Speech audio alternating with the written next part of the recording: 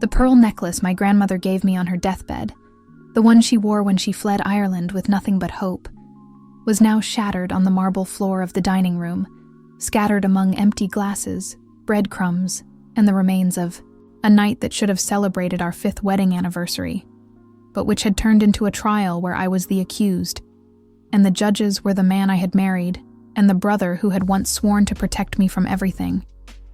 When Miguel raised his hand to interrupt me and Andre, my own brother, nodded silently, I understood, once and for all, that I was alone, completely alone, in a house full of voices that said they loved me, but never really listened to me. And that was when I made the decision that had been hammering away at me for years, without the courage to make it a reality. If my happiness was a nuisance to them, I would rather be an absence than an obedient shadow. So when they forced me to choose between nullifying who I was or losing that false family stability, I packed my bags with a serenity that frightened even myself and chose what no one expected: my freedom. I sat for a moment in front of the scattered pearls, each one reflecting the cold light of the chandelier, as if they were versions of myself that I had abandoned along the way. The artist who loved to paint, the entrepreneur who dreamed big, the woman who kept quiet to keep the peace, the daughter who always said yes, the wife who accepted crumbs and called it love, the sister who swallowed her pride with a smile. All there, on the floor, broken, silent, waiting for me to finally see them with my eyes open, because that was the night Miguel decided to announce his promotion in Tokyo, as if it were our victory, when in fact it was just another demand from him. And Andre, wearing the suit I helped him choose for his engagement to Vanessa, the same woman who 2 years earlier had been my maid of honor, said that 3 years would pass quickly and that I could restart my design agency later, as if 8 years of effort, 20 employees, and important contracts could be packed into a basement and put on hold, as if everything I had built was a disposable whim, while Miguel, with his tired, superior voice, suggested that in Tokyo I would have everything, including a maid, Japanese lessons, and tennis with other expat wives. And it was at that moment that I felt the necklace break when Vanessa spilled wine on the table and my glass stuck to my dress, causing the pearls to fly. The last gift from my grandmother, the strongest woman I ever knew, who whispered in my ear, her voice already weak, that the women in our family always had choices, even when the men said they didn't. And while I knelt on the floor picking up pearl by pearl with trembling hands, they continued talking as if I were invisible, planning my move, my future, my role as a decorative and useful wife. And not. Even when I mentioned the contract with Sampaio e Cruz, the biggest in the agency's history, they stopped to listen to me. And when Miguel finally realized that I wasn't answering, he asked, irritated, if I didn't understand that this was the opportunity of his life, and I, with my hands full of warm pearls and a sadness that seemed to fill every room in the house, asked what was in it for me. And he replied with that impatient tone he always used when he thought I was being too emotional, saying that it would bring us stability forever, when what he meant was that it would bring him stability.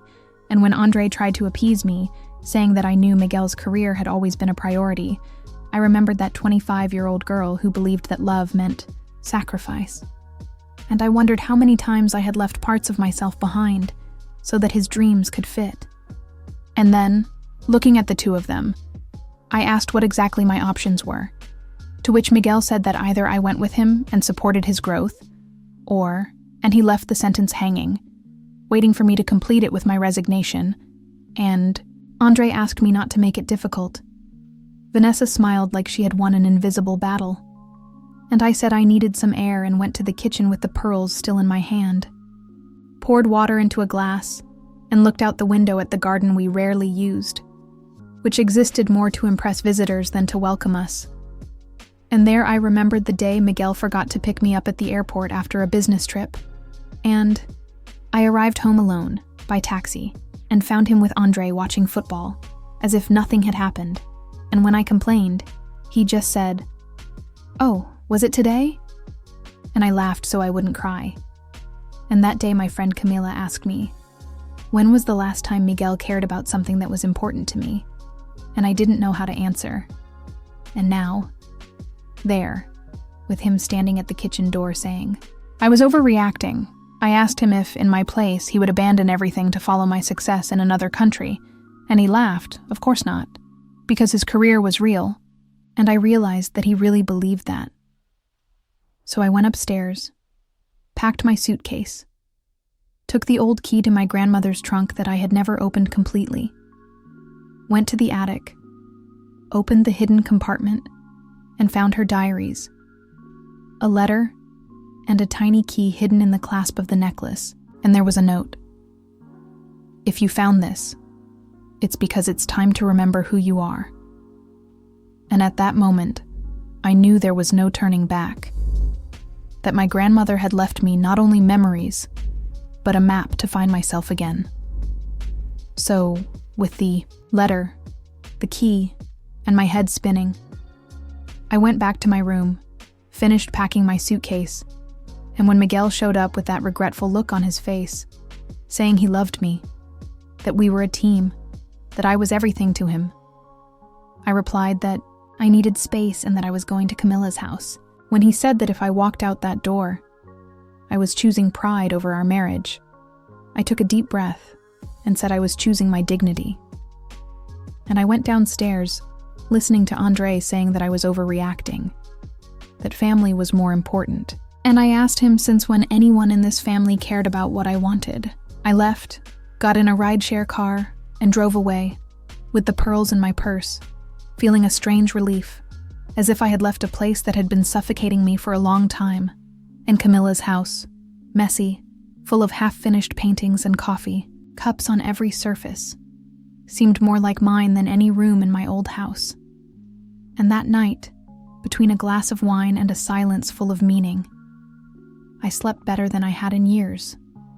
And in the days that followed, while Miguel alternated between sweet messages and veiled threats, while Andre tried to convince me to give in and Vanessa made passive-aggressive insinuations, I went to the lawyer, I went to the jeweler to restore the necklace, I went to the agency and signed the contract with Sampaio y Cruz.